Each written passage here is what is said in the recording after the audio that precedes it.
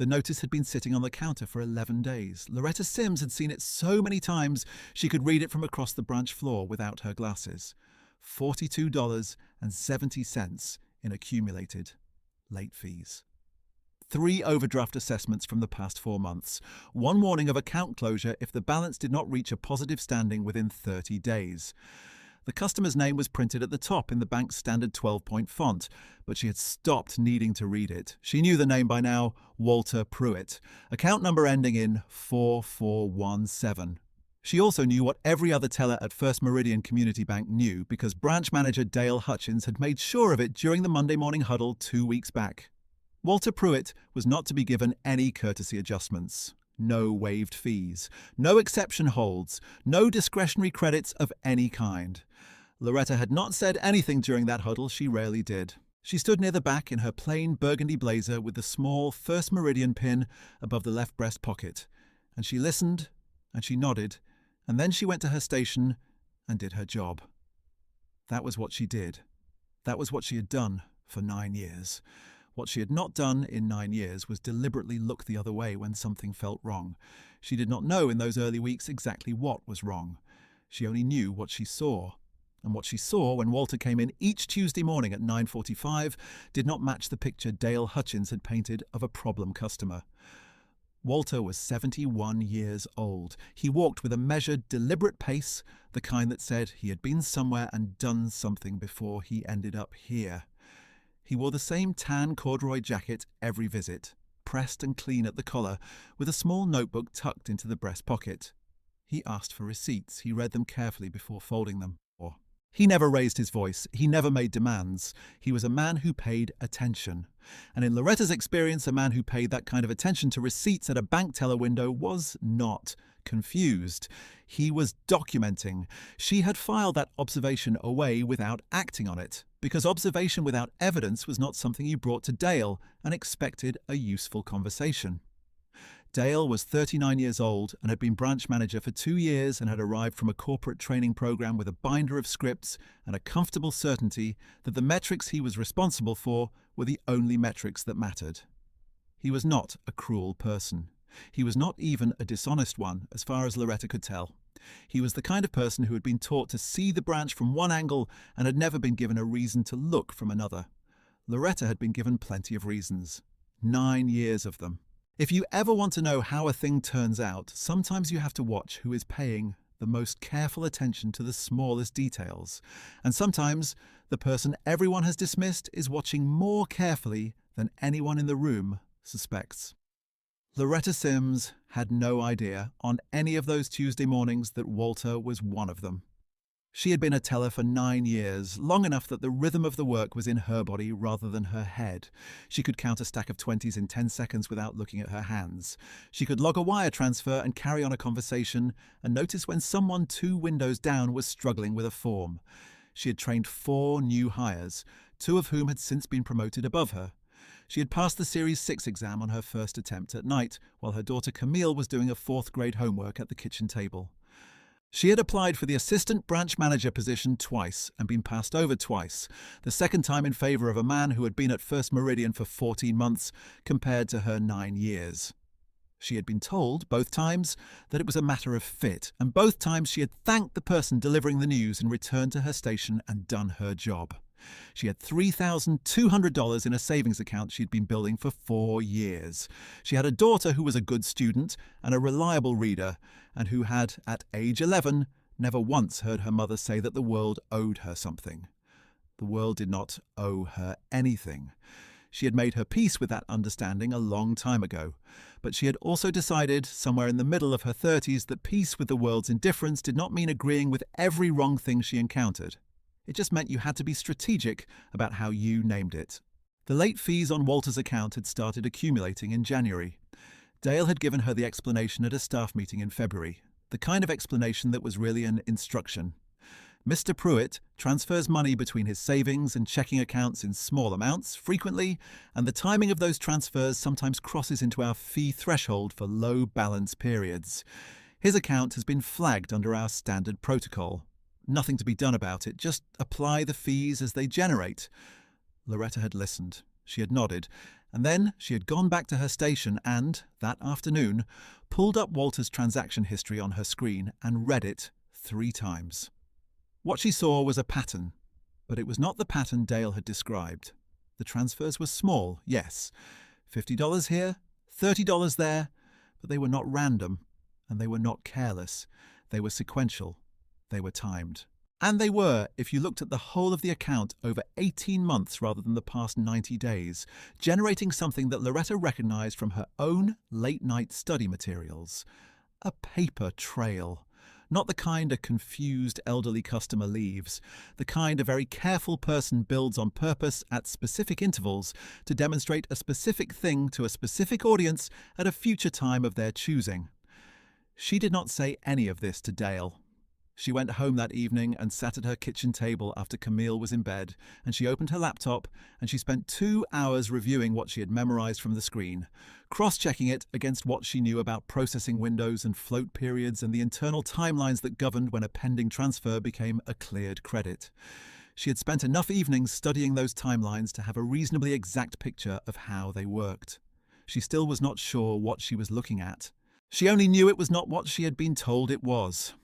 The following Tuesday, Walter came in at 9:45. He stood at her window and greeted her by name, which he always did, and asked if he might make a withdrawal of $40 in cash. She processed the transaction. She printed the receipt.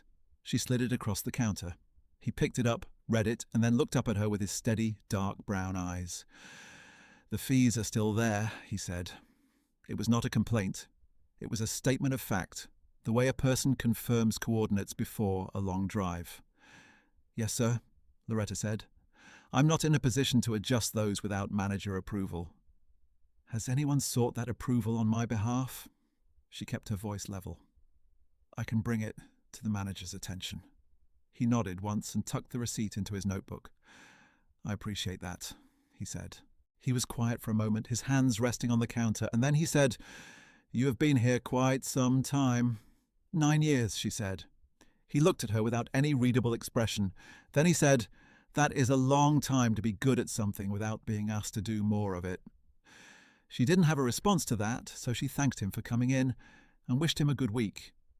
He walked out at the same measured pace, the corduroy jacket clean and pressed. She brought it to Dale's attention that afternoon. Dale told her the fees were in accordance with the account agreement and that Mr. Pruitt had been notified in writing. Loretta thanked him and went back to her station. She did not sleep well that night. She had not slept well in 10 days. What Loretta was underneath the burgundy blazer and the quiet patience and the 9 years of keeping her head down and doing her job was a precise person. She noticed things. She had always noticed things. Her mother used to say that Loretta could spot a wrong number in a grocery receipt before the cashier had finished saying the total. That gift had never left her. It had simply learned to stay quiet because in most of the rooms Loretta had occupied in her adult life, the people in charge did not particularly want a teller who noticed things. They wanted a teller who processed things, which was a different job entirely. She noticed, for example, that the overdraft fees on Walter's account had all been assessed on the 4th business day of each month. Exactly the 4th. Not the 3rd, not the 5th. Every single time across 16 months of assessments, every fee landed on the 4th business day. She noticed that the overdraft threshold was triggered in each case by a single charge from the same merchant code, a code that corresponded to a recurring payment category that the bank's system was supposed to flag for exception review before the fee posted. She noticed that the timing of the low balance period, the window in which the fee was generated, was precisely 3 days long. 3 days. During which a transfer that Walter had already initiated was sitting in a processing queue that the system showed as pending but not completed. The funds were visible as outgoing from his savings. They had not yet arrived as incoming to his checking, and the system was assessing the fee against the checking balance as though the transfer did not exist. Loretta had processed enough transfers to know exactly what that meant. It meant the funds were already in motion. It meant the fees were being generated during a processing window that was, by the bank's own internal timelines, resolvable. It meant that someone, or some adjustment to the system's standard parameters, was allowing those fees to post before the transfer cleared.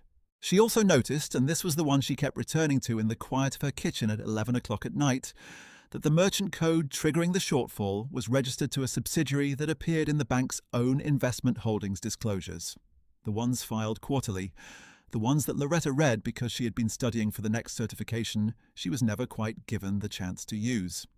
She could not say exactly what the relationship between that subsidiary and those fee assessments was.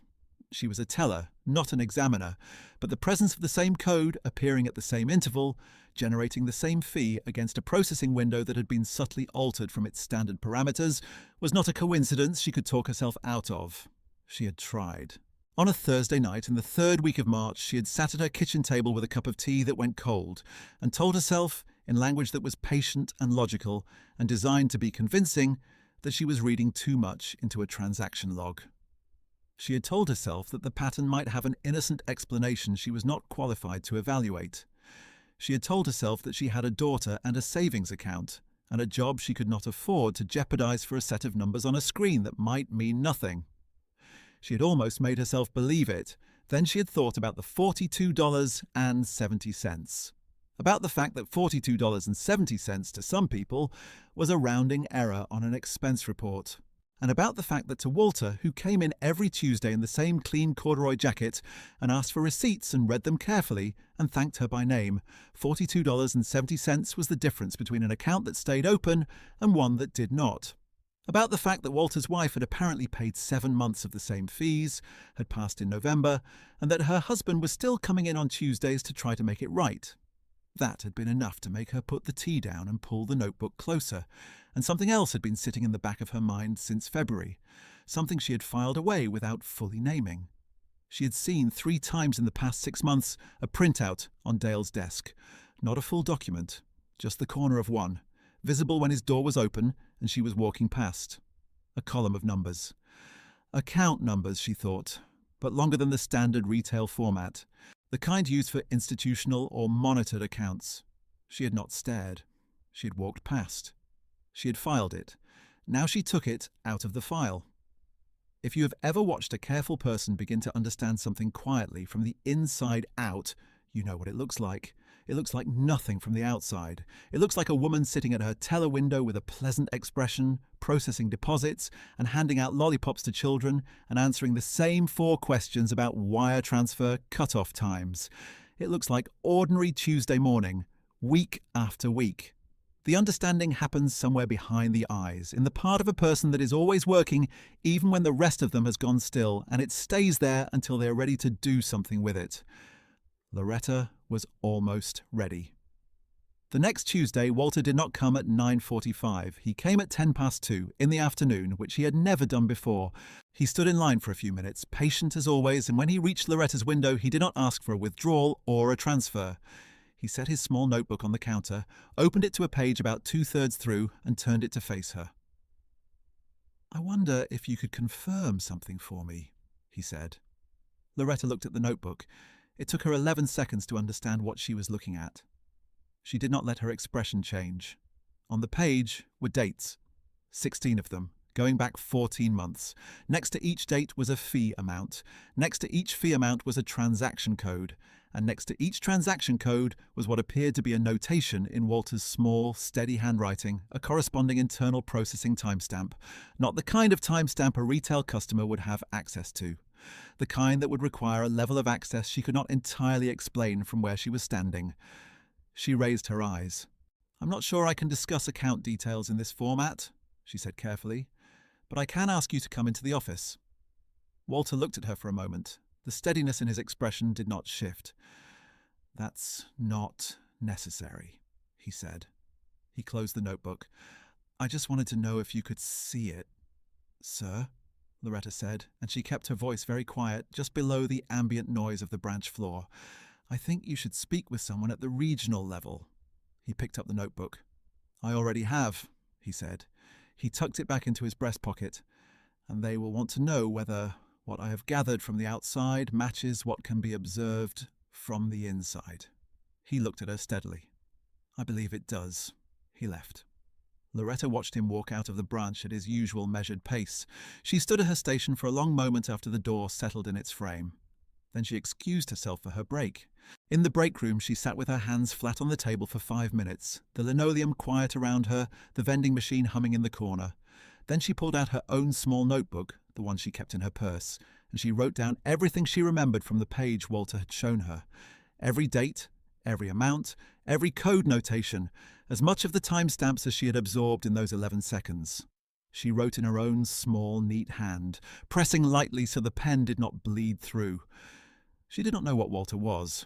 She only knew what she had seen, and she had decided, in those 11 seconds at the window, that she was not going to pretend she had not seen it. She had spent 9 years pretending not to see things that made the air around her feel wrong. She was done with that particular kind of quiet. Have you ever done something that you knew might cost you and done it anyway? Not because you were brave, but because you could not locate the version of yourself that could live comfortably with the alternative?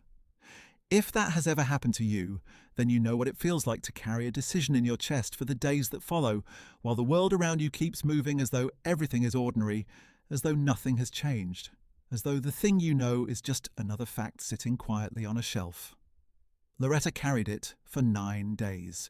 9 ordinary work days of counting stacks of 20s and answering questions about wire transfer cutoffs and wishing customers a good afternoon. 9 evenings of making dinner and helping with homework and sitting in the quiet after Camille fell asleep. The decision never got lighter.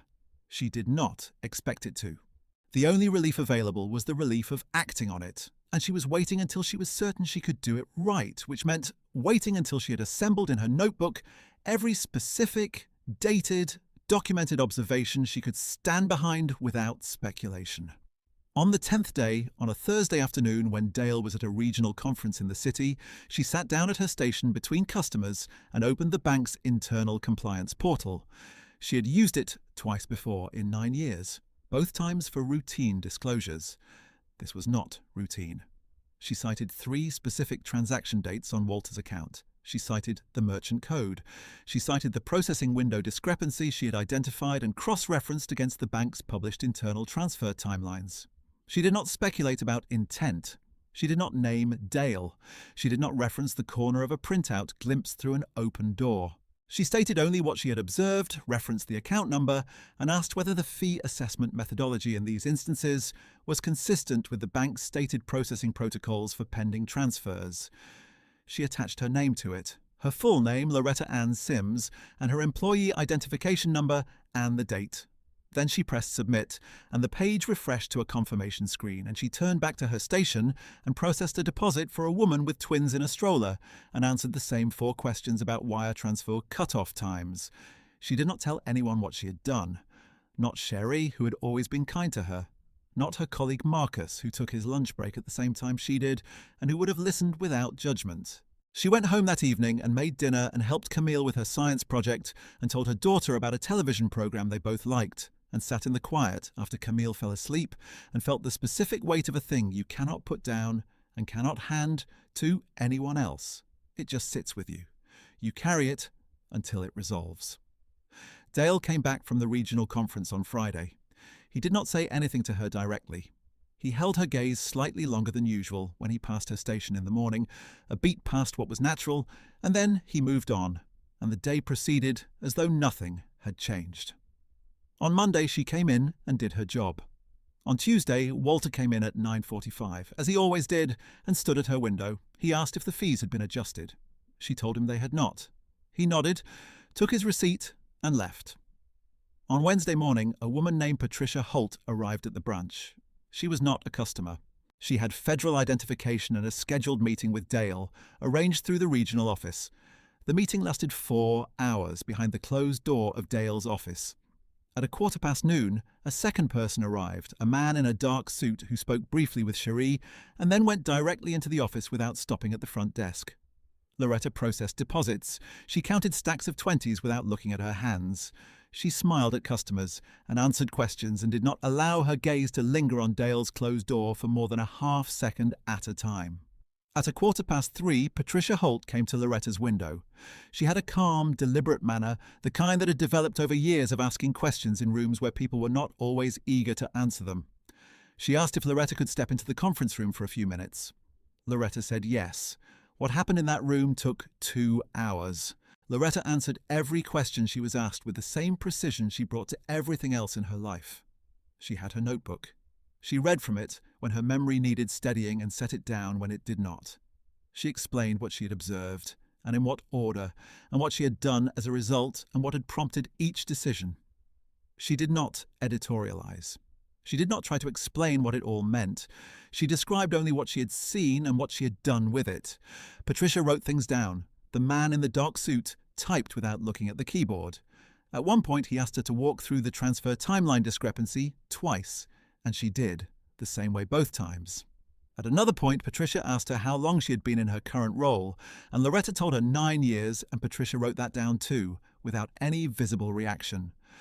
When it was over, Patricia thanked her and said the inquiry she had submitted had been helpful. She did not say how helpful. She did not tell her what they had found or what would happen next or what any of it meant for Dale or for First Meridian or for the $42.70 sitting in a fee line on an account belonging to a 71-year-old man in a tan corduroy jacket who came in every Tuesday at 9:45. Loretta went back to her station with 30 minutes left in her shift and processed 2 more transactions and said goodbye to her colleagues and drove home. She made dinner. She helped Camille with a reading assignment. She sat in the quiet for a long time before she was able to sleep. Dale did not come in on Thursday. He did not come in on Friday either. Sherry ran the floor without explanation and with the composed, businesslike manner of someone who had been briefed on a limited amount and was honouring the boundaries of that limit. She was kind to Loretta, as she had always been. She did not ask Loretta any questions, and Loretta did not volunteer any information. The branch ran, the transactions were processed, the week ended, and the next one began. The following Tuesday, Walter came in at 9:45. He stood at Loretta's window, and this time he set his hands on the counter and did not open his notebook. He looked at her with his dark brown eyes, and for the first time in all the Tuesdays she had known him, there was something visible in his face underneath the composure. Something layered and not entirely named. Relief was part of it. Weariness was part of it. Something that might have been gratitude working its way through a man who had spent enough decades in institutional settings to know that gratitude did not always reach its intended recipient. "The fees have been reversed," he said. Loretta had not yet pulled up his account. She did so now, and she saw the line item clearly. Full credit, all 16 assessments, plus a correction notice coded to a regulatory review and dated 3 days prior. $42.70 restored. And below that, a notation she had not expected to see. A refund instruction extending to all similarly situated accounts identified within the audit scope. Accounts, plural. More than one. "Yes, sir," she said. "It looks that way."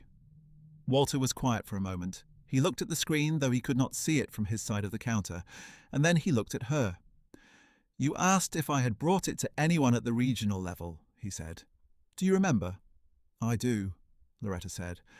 "I have been a bank examiner," he said. "Not I was. Have been in the way of a thing that doesn't entirely leave a person. Retired.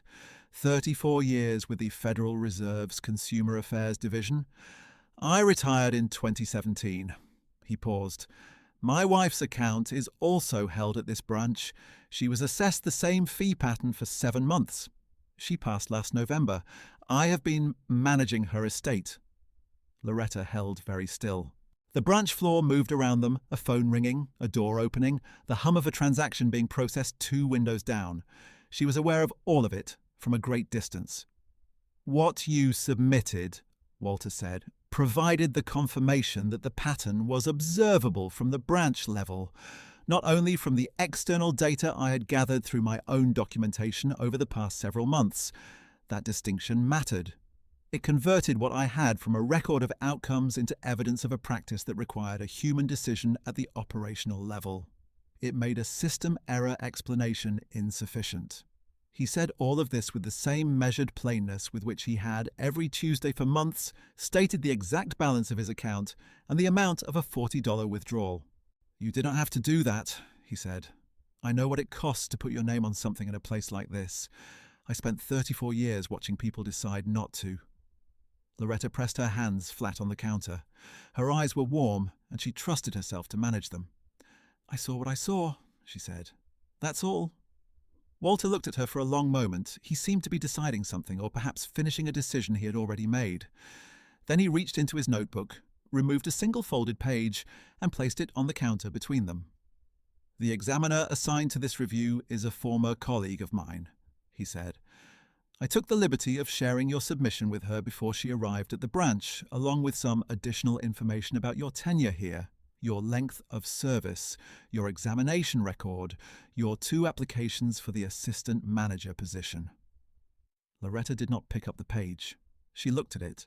She would like to speak with you, Walter said. Not in a witness capacity, about a different matter. He pushed the page toward her with one finger, gently, the way you place something important on a surface you want it to stay on. Thank you, Loretta, he said. He walked out of the branch at 9:53, the same measured pace he had always maintained, the corduroy jacket pressed and clean at the collar. She watched him go through the glass until he reached his car, an older model in a neutral grey, and got in carefully and pulled out of the lot with the patient exactness of a man who had been driving a long time and had never seen the need for urgency. She stood at her station for a few seconds. Then she picked up the folded page, opened it, and read it. She read it twice. The letterhead at the top was the Federal Reserve Consumer Affairs Division, Midwest Region, Office of the Deputy Director. The subject line read as a formal notice of inquiry regarding an open career position, Senior Examination Specialist, Community Bank Consumer Protection. There was a contact name, a direct phone number, and a start date range listed as flexible based on candidate availability, and below the standard printed text in handwriting that was not Walter's, a single sentence in blue ink. We understand you already know how to look. Loretta set the page down on the counter. She pressed her hands flat beside it. She looked out at the branch floor, at the fluorescent light falling across the familiar stations, at the worn carpet between the velvet ropes, at the door settling in its frame.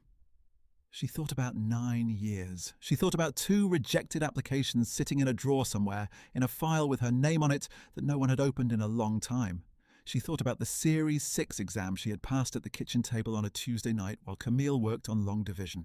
She thought about the processing window discrepancy she had spotted on a Wednesday afternoon when no one asked her to look and no one would have noticed if she had not.